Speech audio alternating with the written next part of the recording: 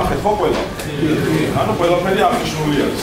მაქსიმალურად ცდილობს სოფლის მეურნეობის სამინისტრო, სოფლის მეურნეობის პროექტების სააგენტო, რომ აღნიშნული პროექტი აგროვადებში ჩაჯდეს.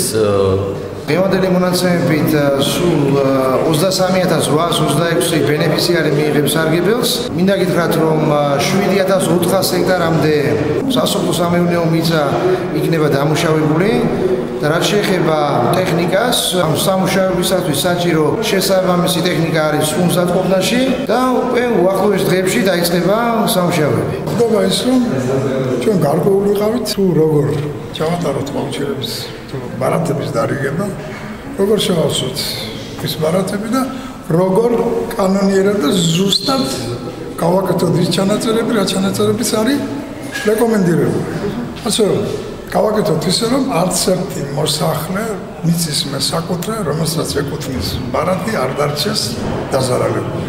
თქვენი სახელი და როგორ წარგადგინათ, ან რომელიც ედემიკე კუტია, ჩორის სმუნებული. გაიხედით, მადლობა.